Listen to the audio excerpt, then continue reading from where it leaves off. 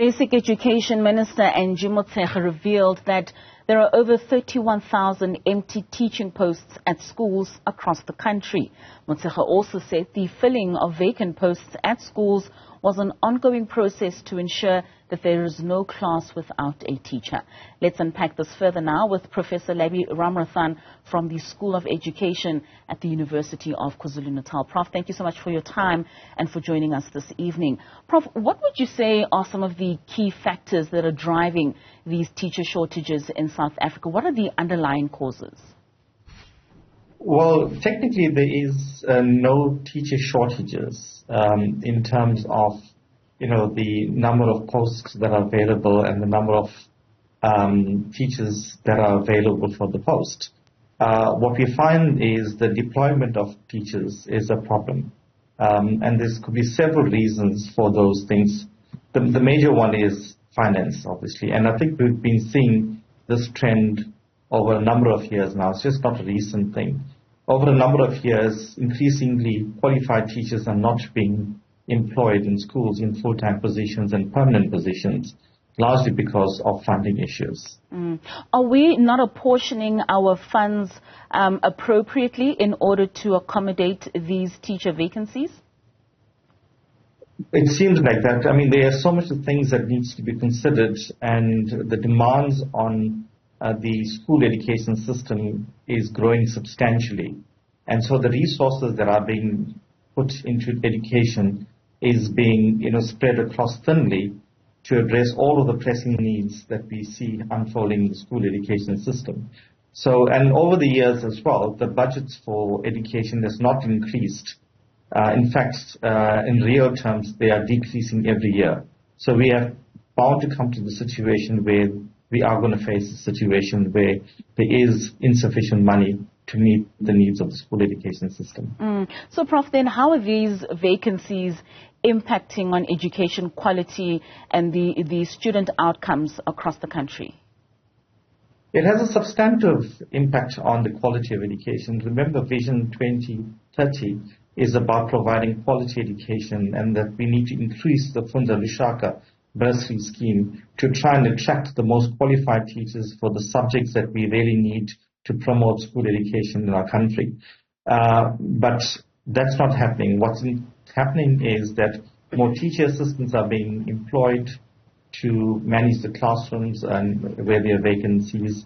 Relief teaching are being done by student teachers, for example, as well, that go on teaching practice.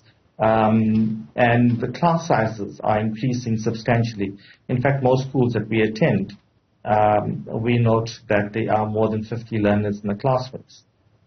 That's quite a substantial number. I mean, given the number of teachers that we obviously are seeing are diminishing in numbers and having a growing number of pupils, that must really create a huge challenge for these teachers. When we look at solutions, Prof, or some policy interventions that have been proposed or even implemented to address this shortage, how effective have these measures been so far, if we have even implemented any of them? It's difficult to actually tell what the outcomes of implementation is, because we don't track what's happening on a national level. We do it, on a kind of incidental basis, and this doesn't give us a true picture of trends and patterns around this. What tends to happen is that there is a very complex situation at the level of schools, where they have to deploy the teachers in the relevant subjects that they require teachers for. And often a teacher is specialized in 2 to 3 subjects. And what happens is that they have one of the subjects that a teacher can actually teach that they are specialized in. And then the other subjects they have to teach may not necessarily be the subject specialization. And this creates a further issue around, the provision of quality education. Largely because it's not responding to the needs of the curriculum needs of the schools. Can schools develop methods in which they can create sort of like a revenue stream that they could use in order to attract teachers and be able to pay those salaries on their own? It's hard because governing body should be the ones that are trying to fundraise. The school tries to fundraise. but the communities in which the schools exist are impoverished, and so to try and get any further income from them to support that. School fees, I don't think any school can get the full fees that they expect. Most schools get 50% and less from school fees, and therefore can't even fund the running cost of schools. So it's a big challenge. We can try and get businesses to adopt a school, but we have almost 26,000 schools in the country. And so you probably need about 26,000 businesses to come forward and say, let us adopt a school at least. So there are possibilities, but the challenge is great. I mean, Prof, you mentioned earlier on that there's no teacher shortage problem. Is there a role that universities and teacher training programs can play in trying to alleviate the situation? What reforms or changes are needed in teacher education in order for us possibly to place them differently and not necessarily only in the schooling system? Currently, there are things that have been done. For example, we do, offer generic teacher training things like generic methods of teaching, the ability to self-reflect, self-learning, and be able to teach subjects through mentoring and so forth. So that's just to develop the teachers themselves, who can then take on, teaching responsibilities that may not necessarily be in their specializations. Institutions have also streamlined some of the programs to try and actually accept and offer programs that are in line with the needs of the schools, like the STEM subjects and so forth. So there are lots of interventions that are happening, but it's just the uptake of these qualified teachers that are a challenge. I mean, we have almost 47,000 teachers that are employed in the government in the public sector.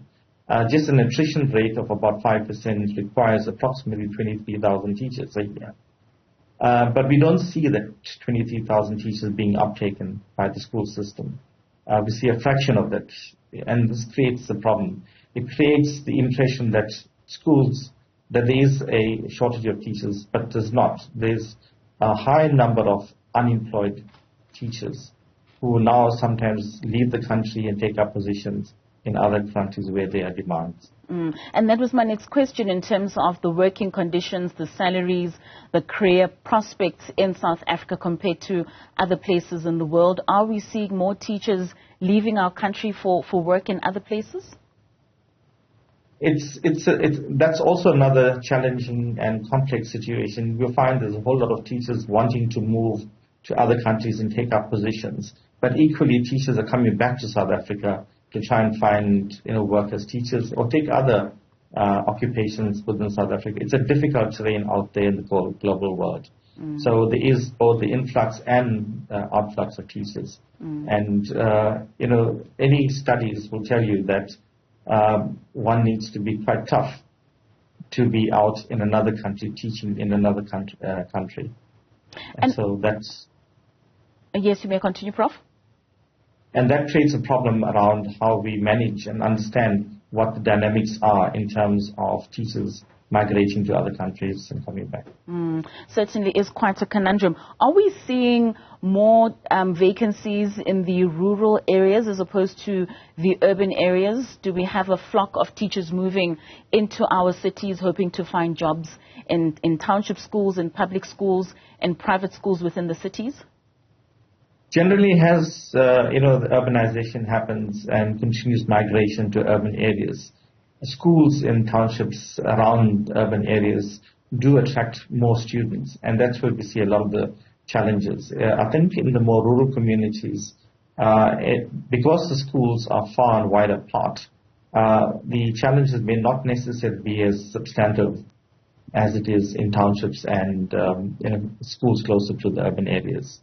But equally, they have big challenges in rural communities as well. And for those teachers who are possibly sitting at home, Prof, what innovative ways would you advise them to have in order to utilize their skills and still be able to teach, try to earn a living on the side, and not just be sitting at home and not being able to do anything with their qualifications? Yeah, I think what we tend to do is to think that once you're qualified as a teacher, then the only place of work is in the schools. And I think that myth needs to come out. Training happens across sectors, in schools, in businesses, in industries, and so forth. So teachers need to begin to spread the wings around and begin to try and tap into those areas in which they can provide education, and maybe use education as a basis rather than teaching, and begin to explore what possibilities of education happens outside of the school education system, so that they will be able to now apply for those positions and use the skills that they have developed over the years. And of course, using technology in terms of tutoring apps that they could utilize in getting to students and not necessarily having to be in the same physical space as them. Exactly. I mean, we are in digital terrain now, so they have to exploit opportunities so that they use the digital platforms to be able to offer the kinds of services. Lots of learners require support. Parents want the kids to do well in schools. By advertising their skills and their capacities to support on the digital platform will open up another layer of opportunities for employment. Lastly, Prof, what are the long-term implications if this crisis continues and is not resolved in South Africa? What could be the impact on the education system and the country's future? You see, teacher supply and demand is a cyclic issue. We go through periods of oversupply and under-demand, followed by periods of undersupply and over-demand.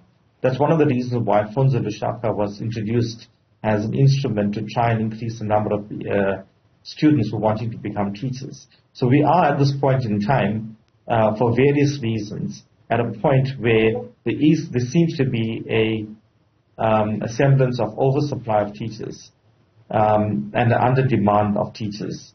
But that's kind of undersupply, oversupply is influenced by not just the lack of personnel or post. It's driven by other factors.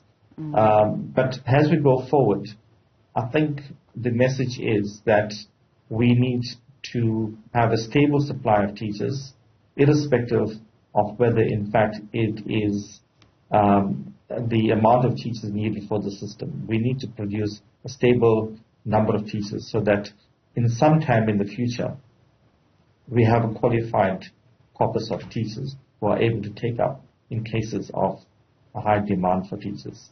Well, certainly, Prof, thank you so much for your time. Certainly very interesting, and those insights we do really appreciate. That was Professor Labby Ramrathan from the School of Education at the University of KwaZulu-Natal speaking to us there about those vacant teacher posts that have not been filled across the country. Well, let's take a quick break. We'll be back with more after